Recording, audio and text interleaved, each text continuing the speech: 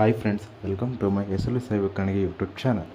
Okay friends, ಇವತ್ತಿನ topic ಬಂದುಬಿಟ್ಟು PGCET MCA ಆಗಿರುವಂಥ ಕೋರ್ಸ್ಗಳಿಗೆ, PG ಕೋರ್ಸ್ಗಳಿಗೆ ಇವತ್ತು ರಿಜಿಸ್ಟ್ರೇಷನ್ ಬಿಟ್ಟಿದ್ದಾರೆ. ಯಾರ್ಯಾರು ಗೌರ್ಮೆಂಟ್ ಸೀಟ್ ಅಲಾಟ್ಮೆಂಟ್ಗೋಸ್ಕರ ಕಾಯ್ತಾ ಇದ್ದರೆ ಅವರಿಗೆಲ್ಲ ಇವಾಗ ಗುಡ್ ನ್ಯೂಸ್ ಸಿಕ್ಕಿದೆ. ಎಲ್ಲರಿಗೂ ಕೂಡ 2026 MCA ಬ್ಯಾಕ್ಗ್ರೌಂಡಲ್ಲಿ ಅಪ್ಲಿಕೇಶನ್ ತೊಗೊಬೇಕಾಗಿದ್ದರೆ ಈ ರೀತಿಯಾಗಿ ಅಪ್ಲಿಕೇಶನ್ ಹಾಕಬೇಕಾಗಿರುತ್ತೆ. ಮೊದಲನೇದಾಗಿ KE ಅಪ್ಲಿಕೇಶನ್ನ ವೆಬ್ಸೈಟ್ಗೆ ಹೋದರೆ ನಿಮಗೆ ಈ ರೀತಿಯಾಗಿ ಅಪ್ಲಿಕೇಶನ್ನ ಲಿಂಕ್ ಕೂಡ ಕಾಣಿಸುತ್ತೆ. ಮೊದಲನೇದಾಗಿ ಇಲ್ಲಿ PGCET 2026 MCA MTech and MBA ಅಂತ ಏನಿದೆ ಅದ್ರ ಮೇಲೆ ಕ್ಲಿಕ್ ಮಾಡಬೇಕಾಗಿರುತ್ತೆ ಫ್ರೆಂಡ್ಸ್. ಅದನ್ನ ಕ್ಲಿಕ್ ಮಾಡಿದ್ರೆ ನಿಮಗೆ ಒಂದು ಹೊಸ ವೆಬ್ಸೈಟ್ಗೆ ಶೋ ಆಗುತ್ತೆ.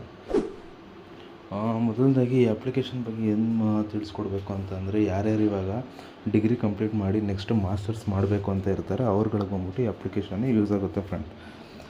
ಈ ಅಪ್ಲಿಕೇಶನ್ ಯೂಸ್ ಮಾಡಿಕೊಂಡು ನೀವು ಗೌರ್ಮೆಂಟ್ ಸೀಟ್ ಅಲಾಟ್ಮೆಂಟ್ನ ಆ್ಯಕ್ಚುಲಾಗಿ ಇವಾಗ MS ರಾಮಯ್ಯ ಆಗಿರ್ಬೋದು, PS ಕಾಲೇಜ್ ಆಗಿರ್ಬೋದು, ಪ್ರತಿಯೊಂದು ಕಾಲೇಜಲ್ಲಿ ಏನು ಅಮೌಂಟು ಜಾಸ್ತಿ ಎಕ್ಸ್ಪೆನ್ಸಿವ್ ಇದೆ, 3 ಲ್ಯಾಕ್ಗೆ ಒನ್ ಇಯರ್ ಬಂದ್ಬಿಟ್ಟು MCA MBA ಕೋರ್ಸ್ ಆಗಿರ್ಬೋದು, ಅದು ನಿಮಗೆ ಕೇವಲ 1,10,000 ಇಲ್ಲಾಂದರೆ 1,11,000 ಸಿಗುತ್ತೆ ಫ್ರೆಂಡ್. ಆ 1,10,000 ಇಲ್ಲ 11,000 ನೀವು ಹಾಫ್ ಅಮೌಂಟ್ ಮಾತ್ರ ಪೇ ಮಾಡಬೇಕಾಗಿರುತ್ತೆ.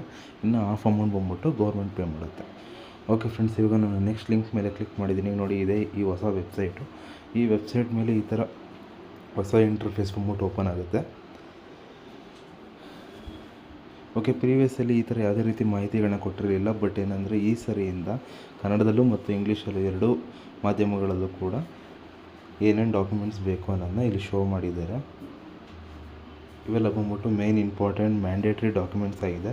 ಈ ಪ್ರತಿಯೊಂದು ಡಾಕ್ಯುಮೆಂಟ್ಸ್ ಎಲ್ಲನೂ ಕೂಡ ಇರಬೇಕಾಗಿರುತ್ತೆ. ಮತ್ತು ನಿಮ್ಮ ಆಧಾರ್ ಕಾರ್ಡಲ್ಲಿ, SLC ಮಾರ್ಕ್ಸ್ ಕಾರ್ಡಲ್ಲಿ ಮತ್ತು ಪ್ರತಿಯೊಂದು ಡಾಕ್ಯುಮೆಂಟ್ಸಲ್ಲಿ ಆಗಿರ್ಬೋದು ಎಲ್ಲರಲ್ಲೂ name, date of birth, parents name ಕರೆಕ್ಟಾಗಿ ಇರಬೇಕಾಗಿರುತ್ತೆ. ಇನಿಷಿಯಲ್ ಹಿಂದೆ ಮುಂದೆ ಇದ್ದರೂ ಕೂಡ ಮುಂದೆ ವೆರಿಫಿಕೇಷನ್ ಟೈಮಲ್ಲಿ ಪ್ರಾಬ್ಲಮ್ ಆಗುತ್ತೆ ಫ್ರೆಂಡ್ಸ್. ಆದ್ದರಿಂದ ನಿಮ್ಮ ಡಾಕ್ಯುಮೆಂಟ್ಸ್ನ ಈ ಟೈಮಲ್ಲೇ ಎಲ್ಲರೂ ಕೂಡ ರಿಜಿಸ್ಟ್ರೇಷನ್ ಆಗೋ ಟೈಮಲ್ಲೇ ಕ್ಲಿಯರಾಗಿ ಇಲ್ಲ ಕರೆಕ್ಷನ್ ಮಾಡ್ಕೊಳ್ಳಿ.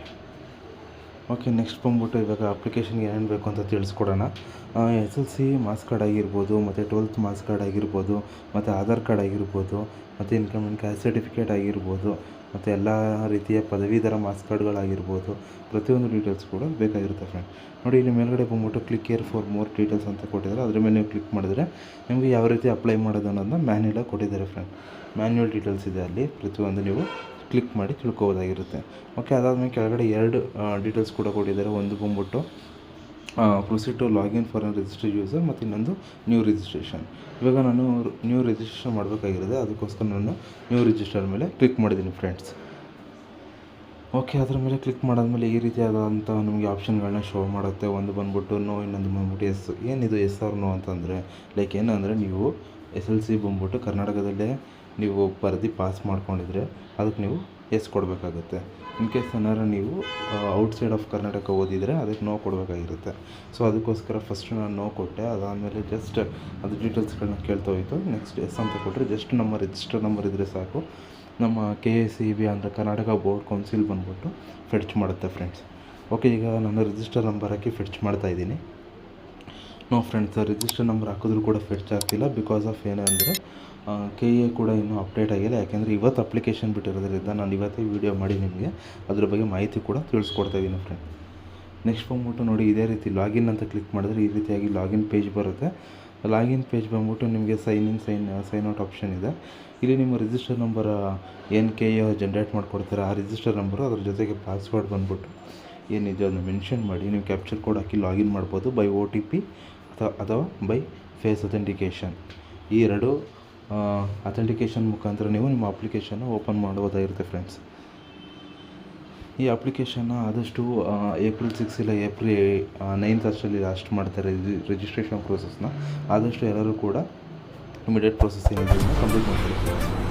ಹಾಗಾಗಿ ಇವತ್ತಿನ ವೀಡಿಯೋ ಆದಷ್ಟು ಲೈಕ್ ಮಾಡಿ, ಶೇರ್ ಮಾಡಿ, ಸಬ್ಸ್ಕ್ರೈಬ್ ಮಾಡಿ ಫ್ರೆಂಡ್ಸ್. Thank you.